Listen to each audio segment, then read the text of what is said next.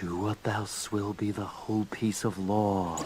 Mass psychogenic illness, also known as MPI, also known as mass hysteria, is something that's always fascinated me until someone brought it up to me, at which point I said, I could do that. So today I want to talk about some mass psychogenic illness occurrences that people might not have heard of. Mainly because whenever someone goes to talk about it, I see one of two things. One, it's one of the really well-known ones, or two, it's back in the medieval era when that could just happen. Now, mass psychogenic illness is a really big term, and if you're going to watch the rest of this video, you need to know what it means. When I say mass psychogenic illness, I am talking about a, first of all, widespread, second of all, non-physical illness. This is the classic dancing plague of yay medieval era, which will not be mentioned in this video. I want to cover some more recent ones that haven't been as talked about, and I want to talk about some of the sister cases that are involved, let's say adjacent to MPI, because I feel a lot of them are too often covered, and a lot of the modern ones I feel are a little more weird and creepy, although they are quite similar. So please enjoy as we dive into the dark of mass psychogenic illness. I want to start us off light. I'm going to be using maybe similar, maybe different names for these incidents, but they all carry a common theme, and I've already told you what it is, but bear with me. I want to start off with one that I haven't seen many people cover. This one being the mad gasser of Mattoon, probably because it's nowhere near as threatening, and it just makes me think of the old gag. I forget which comedian made it, but there was a joke that went something along the lines of, if we stopped calling every single criminal like the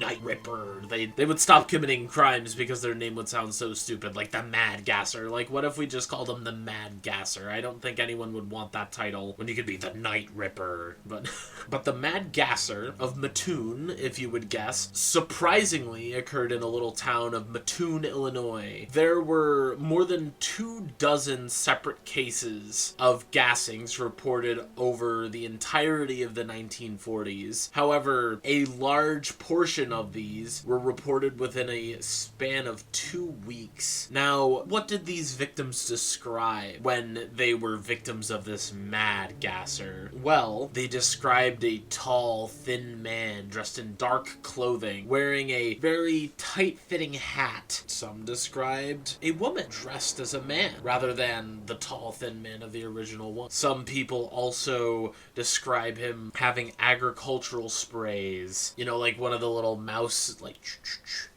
things from the old cartoons to spray the gas. But a running theme was that a lot of these were very simple explanations. It wasn't, oh, I was met a Sally at around this time, he snuck up behind me. It was like, he ran up to me and just a lot of these were people saying, oh, I woke up, I felt weak, and I checked all of my appliances that use gas, and it was okay. Some people then experienced odors of flowers. One woman noticed the sweet smell of flowers, but as it became stronger, she began to lose feeling in her legs and succumb to gradual paralysis. And her sister, who was also in the room, ran in and said, what's going on? And she said, I'm being paralyzed, call the police. And when the police get there, the sister's fine, and the original woman is completely all right. And as this mad gasser gains the collective coverage of the news and gains this image of a robber as they find some cloth skeleton keys and all these burglary tools near some of the reported gassings, and this begins to grow, and what gives it this snowballing effect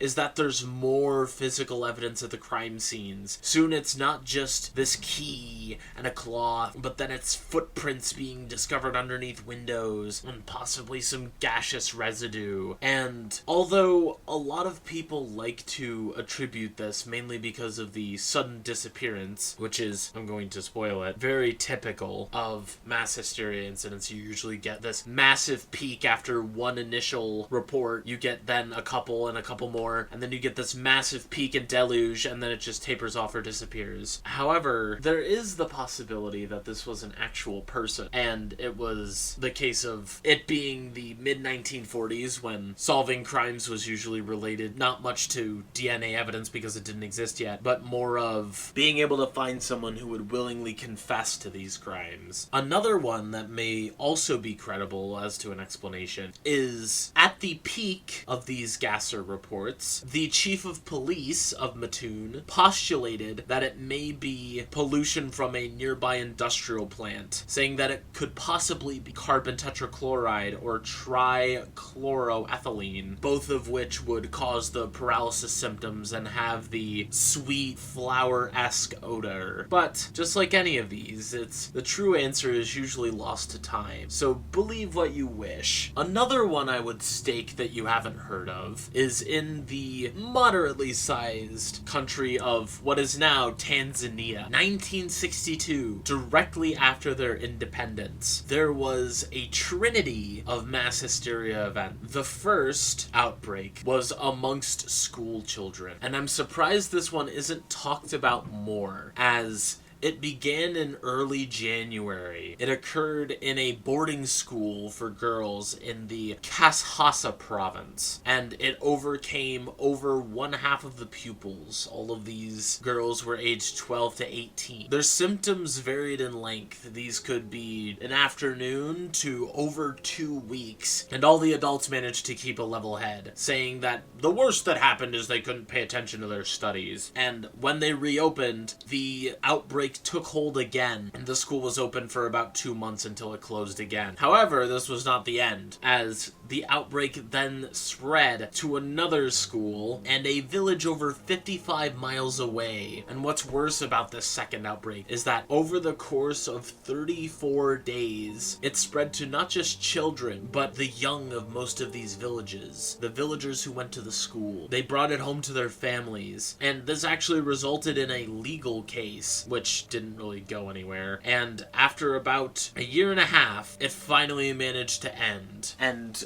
all told, this affected over 1,000 people and shut down over 14 schools. Now you may ask, what was this outbreak actually about? Well, all these children suffered from extreme fits of laughter. Remember when I said it lasted from half a day to 16 days? This was non-stop laughter, suffering from exhaustion and hoarse vocal cords and other physical symptoms from excessive laughter, even nausea and vomiting in some patients. I also think it should be mentioned that the two sister incidents were both mass epidemics of running, where people would run themselves to exhaustion, however long that may be, until they finally collapse and can no longer run. Now, this one also has an odd cause. Many people observe that these are stress-based, which, again, is a common pattern. However, people would point to the fact that Tanzania, which at the time was called Tanganyika, was recently independent, and in the year that this was happening, they were performing a unification with Zanzibar to form what is now known as Tanzania. I'm just using Tanzania to be simpler. And some ascribe the stress of this unification and merging of cultures to be what caused these symptoms. Before we go to the last one that I wanted to talk about, I did want to give some honorable mentions to ones that I feel didn't have enough material, but I did want to at least mention, because this is the lesser known mass psychogenic illness. Not mass or God reasoning. There was one called the Hammersmith Ghost in 1803. This one resulted from a victim of self-termination, was buried on holy ground, which a superstition at the time was your soul couldn't rest if you were buried there, if you had perished in that way, which led to witnesses reporting a ghost moving around the town of Hammersmith, and alarm quickly rose into an exorcistic fervor, and this one actually did result in the passing of a single man by the name of Thomas Millwood when he was shot for being mistaken for a ghost, which I don't know why you think bullets would kill a a ghost, but that's just me. I also want to give an honorable mention to mass miracles, which kind of fall into the same idea as mass psychogenic illness, but are more of a religious tone. Don't really want to touch those with a 10-foot pole. Some of them involve the deity Ganesha drinking milk in the 2000s. Some also involve the sun moving in the sky, trembling, or moving rapidly. Another one that I want to give a sort of longer mention to is the June bug epidemic. One that I really wanted to cover a little more, but did not seem like it had much to it upon further investigation. It's one of those where I'm surprised there wasn't more, because there's a whole study on it, but also it's a little too psychological and cerebral for me, so I stuck away from it. The basics is it's a dressmaking plant, and people reported the typical numbness, nausea, dizziness, and vomiting, and people thought that it was spread through bug bites, as 52 out of the 65 victims would report having felt bug bites, and some people who weren't affected by these bites also reported having this illness. So overall, I feel this is another clear-cut case of mass hysteria. Another one is the ghost rockets of 1946, and this is the last honorable mention before the last one, which was fear in Scandinavia that the Germans may be reinvading with their new V2 rockets that were in fact made out of ectoplasm. The fear that the war may have broken out again or recontinued is possibly what fueled it. But let's go to something more modern. Something where you may be able to say they were modern enough to understand. This one actually occurred pretty close to where I live. It occurred in Leroy, New York, where people suspected the water may have been contaminated, as a large portion of high school students came down with the typical mass psychogenic symptoms of Tourette's.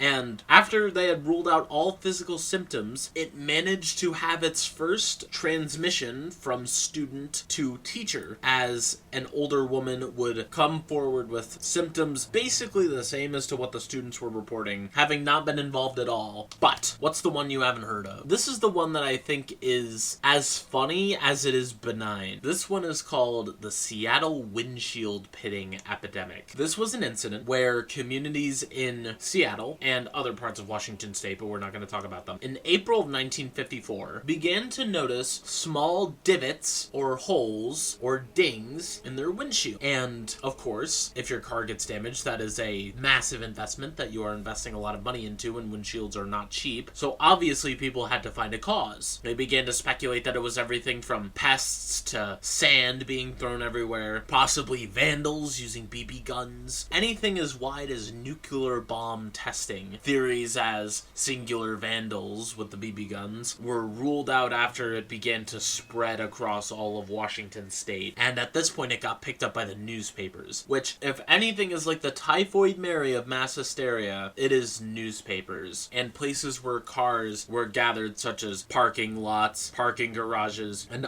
other roadside parking spaces, were reporting higher and higher concentrations of activity. Then they began to speculate more. A new 1,000,000-watt radio transmitter was producing waves at the exact same frequency of windshield glass that caused microscopic holes to widen over time. Some reported that they could see the glass bubbling right in front of their eyes, and some believed that it was the rays of space coming down a la War of the Worlds, sending microscopic rocks to punch holes in their car. And 2 weeks after it began, there were over 3,000 reports of this microscopic damage to windshields. And on April 16th, a police sergeant came forward saying it was about 5% vandals and 95% public hysteria. And the next day, it stopped. Gone. However, to add a little more to the mystery, later in the month, there were more incidents reported in Canada, although it didn't last the same amount of time. Now, what this is, or so I'm told, is a case of collective delusion. Now, how does this differ from mass psychogenic illness? This differs because people had to be informed about it. This is not, it might have spanned from an original event and spread through word of mouth. This was, people were informed of what to look for and found it themselves. And just so you know, this is something that Seattle is known for. Seattle is just a city that has extreme environmental strain on their cars. powers. So this is nothing out of the ordinary. It's just when people looked for if they were a victim, they found they were a victim because of public consensus. And I think that's the one thing to take away. MPI, collective miracles, or collective delusion really only have as much power as you give them. And no matter how much people will try and combat them, they will always pop up. I feel this is just a symptom of humanity, possibly a disturbance in the collective unconscious. Ooh, if you want to speculate going that far, it may be an illness of the public unconscious, a symptom of a greater social illness.